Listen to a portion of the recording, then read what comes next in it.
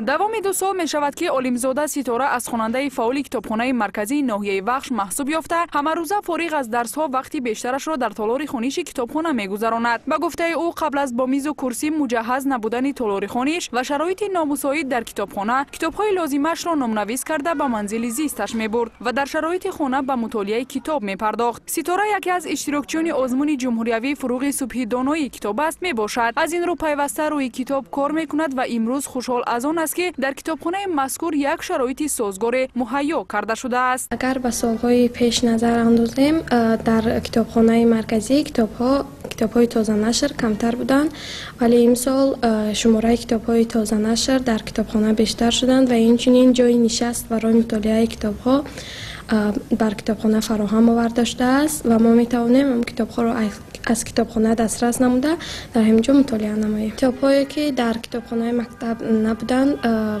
ба китобхонаи ноҳиявӣ муроҷиат мекардем. агар ки дар ин ҷо ҳам дастрас намеёфтем, баъд падару модарамон меёфтем, онҳо харидорӣ карда меоварданд.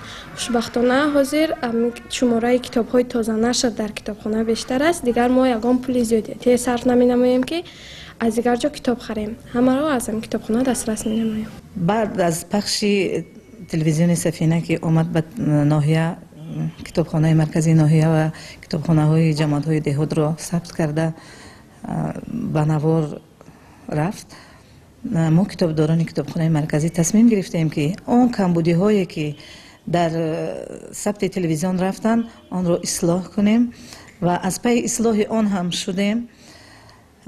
ҳозир дар китобхонаи марказӣ мо аввалан омада китобхонаи сайёр ташкил кардем, баъдан ҷои нишасти хонандагон барои мутолиа кардани китобҳо ташкил кардем ва инчунин китобхонаи марказиро аз таъмир баровардем.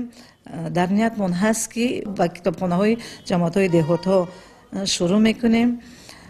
аз тарафи ҳукумати ноҳия ва молияи ноҳия низ ба мо маблағҳо ҷудо карда шуд. оиди харидорӣ намудани китобҳои адабиётҳои бадеӣ ба китобхонаи марказӣ ва ҷамоатҳо.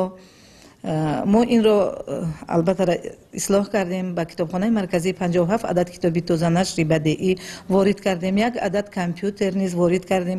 вобаста ба фароҳам овардани шароитҳои беҳтари китобхонӣ ва таъмини китобхонаҳо бо китобҳои тозанашр аз мавзӯъҳои муҳиме мебошад ки мо ҳайати эҷодии муассисаи давлатии телевизиони Сафина дар вилояти Хатлон 2 маротиба роҷеъ ба вазъи ногувори китобхонаҳои марказию шаҳраку деҳоти ноҳияи вахш гузориш омодаву пешкаш намуда будем, вале то маротибаи дуввум ҳеҷ тағйироте вобаста ба ислоҳи камбудиҳои ошкоршуда дида намешуд ва имрӯз тавре мушоҳида намудем камбудиҳои ҷойдошта то ҳадде роҳи ҳалли худро пайдо намудааст. барои он ки дар китобхонаи марказии ноҳия толори хониш набуд, беҳатаби мо кормандон хира мешуд ва хонандаҳо ҳам беҳад мисол кам меомаданду лекин китобҳоро гирифта ба хона мебурданд. аз он ҷо гирифта китобҳоро даронда то ки варақаш несту кандагӣ меоварданд.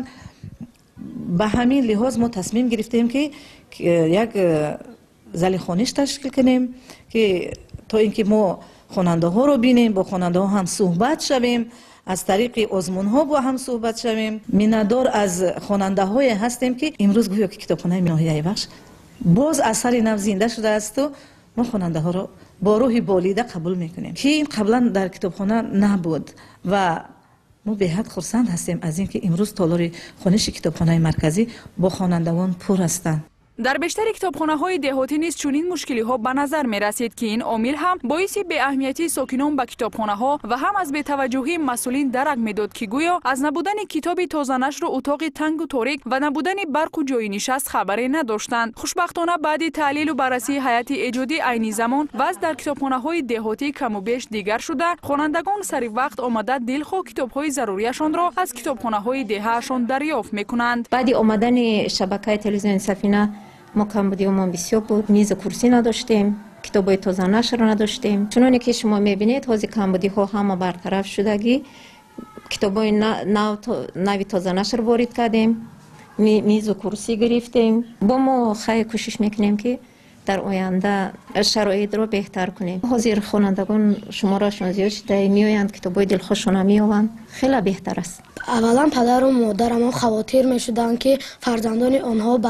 ناحیه و ولایت رفته کتاب می آوردند و امروز که شرایط خیلی مهیا است و ما در کتابخانه خودمان همه کتاب ها را داریم و پدر و مادرم خواطر نمیشوند و آمده در اینجا کتاب ها را مطالعه می نماییم. ما در سال 2023 نقشه داریم که و تصمیم گرفته ایم که البته 18 کتابخانه که در جماعت دهات های ناحیه وخش هستند کار و فعالیت میکنن، از تعمیر جاری براریم و ادبیات های بدیعی تازه نشر تامین کنیم که در روزهای نزدیک اون کتاب هایی که در ما نیست ما تامین کرده نمیتوانیم به خواننده ها به طریق الکترونی امیر را وارد کنیم و به خوانندگان پیشکش نماییم.